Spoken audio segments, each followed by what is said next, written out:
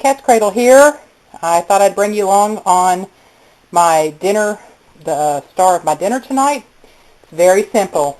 3 ingredients besides salt and pepper. Sausage, onion, cabbage. Let me get it going. This sausage actually happens to be skinless, but it doesn't have to be. That's about how much you need. 1 whole cabbage and an onion. So let me start chopping, and I'll show you what it looks like. I like a nice deep iron skillet best for cooking it in. It tends to make it really brown, which is how I like it. And this is a budget meal. We lived very frugally when I was growing up, and this is a meal we had quite often. I didn't appreciate it when I was a kid, but I love it now. So I'll show you in just a few minutes when I get chopped. Alright, I'm back. I cut my sausage on an angle, and I put it in my skillet, and you want to brown it off nicely because you want to create some caramelization at the bottom, because that's what's going to turn your spinach and onion to that beautiful golden brown. So what I'm going to do is I'm going to put half of my, and you can see right here, I just kind of diced my cabbage up kind of roughly. I'm going to put it in here like that. Looking for any big piece of core I didn't get. I think I'm okay there. Yeah, it's just needs to be broken up. See, here's how it looks when I've just taken the core out, and then I'll show you how I chop it in just a minute. I'm going to turn my heat down. I don't put my onions on the bottom because they have a lot more sugar and they're going to burn. I just roughly dice my onion,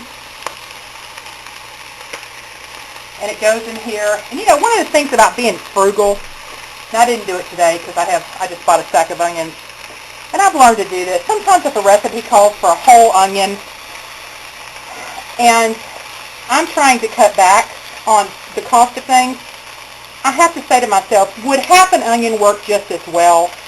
And sometimes I do that, and I don't notice any difference in taste, but I save half the cost of the onion.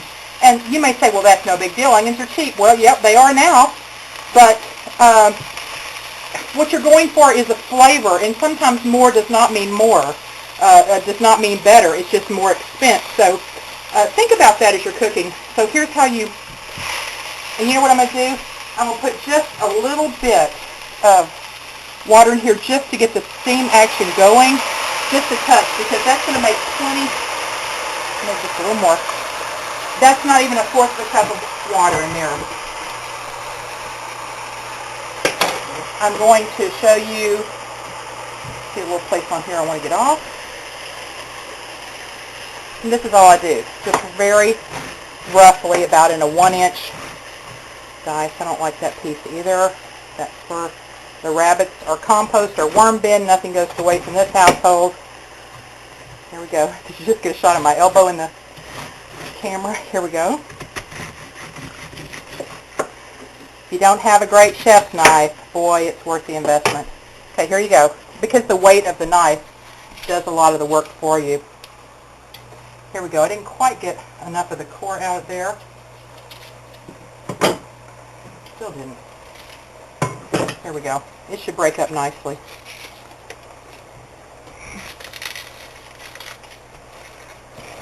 Just mash it down.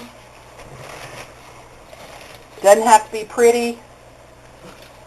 And the lid will not fit on it right now because there's too much in there, but it's going to steam down in just a minute, and it'll go ahead and sit down. But you just keep pressing, pressing, pressing. Also, the water will keep your sausage from burning. Okay, what I'm going to do now, you can see my light goes away. I've got some, shoot up here for a break. I got my fancy studio lighting up here again. Yep, this is a high budget operation here. Okay, let's do some fresh cracked black pepper here. Now you could use some of your jalapeno powder. German Prepper showed a video of that today. Yummy. And I'm going to reach across in here and put just a little bit of salt. I like to salt this at the end because sometimes the sausage is salty and I don't want to overdo it. I guess I could do, let me see, yeah, right here. This is my home ground cayenne pepper flakes, a little bit of that. So really, other than the cabbage and onion and sausage, It's just whatever seasoning you want, a little salt and pepper. So here's what I'm going to do. I'm going to put the lid on this. This is a great old pot. Let me tell you, I've had it for the better part of 35 years. Wouldn't trade anything for it. Just put that down like that. I'm going to come back in about 5 minutes and show you how much it's reduced down. All right. And then I'll stir it and let you see what it's looking like. And thank you, Prep. All right, let's take the lid off this and see what we've got here. It's been about 5 minutes. Hadn't cooked down that much. I maybe I've had the fire too low. I'll stir it just a little bit if I can without pouring it all out. The cabbage will start to kind of get a golden brown. Let me see if I can pull some of that up here for you to see. Yep, there's some of it. See, that's the delicious stuff that was left on bottom by the sausage. You can hear it bubbling. I'm going to put it, does it smell good? Smells so good. Okay, I'm going to put the lid back on and let it go about another 5 minutes, and that way it ought to really kind of get down, and we'll check it then. You know what I love about cast iron is that I can put anything in it. I don't have to worry. I don't have to look for these Teflon spoons. I don't have to worry about it. You know, we think we've come so far with science and technology. We've got pans where you can cook an egg and it just slides off, and you know, we don't have to put forth any effort to clean it, and we think that's a big deal. But if you take care of these cast iron right, they're just as easy to clean. You don't have to have any special tools to cook with them. Plus you get the iron that leaches into your food from the pot, and that's the very best part of it. So we'll come back in just a few minutes and check that again. All right, we're rocking and rolling now. You can tell it's cooking down. I keep knocking stuff out of the pot. Yeah, there you go. That's how it looks. See how the cabbage takes on that kind of brown color? You just want to get the cabbage tender, what the old folks used to say, smothered. That's how it's supposed to look. That is some kind of good. A little salty, a little sweet from the cabbage. It's just a dish I love. And once it gets about where I want it, then I'll leave the lid off a little bit to evaporate some of the water out of it. See if you can, now don't get too close because you'll steam up the camera, but see if you can see down there, see that water down there? That's what the cabbage renders off. So I'm going to let it go a little bit longer. It's looking really good. Okay, I'll show you when it's finished. All right, my sausage and cabbage is done. And I thought I'd share with you, this is so a food storage meal because you could use your dehydrated cabbage, your canned sausage, and dehydrated onion. I didn't set dehydrated onion out there. I know you know what it looks like. This sausage falls apart a lot easier than this, but you're still going to get exactly the same flavor. The cabbage, of course, you would let rehydrate probably, you know, for a half an hour in water before you would do this to it. But certainly you can do it from your pantry. The other thing I was thinking, if there's leftovers of this, there's several things you could do. You could make a great soup with the leftovers by just using some broth and a few diced potatoes to make a delicious cabbage potato sausage soup.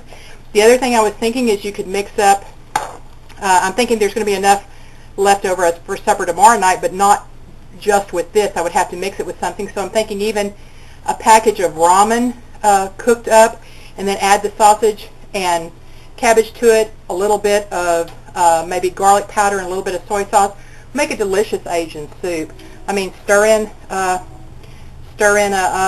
even an egg into it. I mean, it would be just a delicious soup. So here we go. Let's dish some up.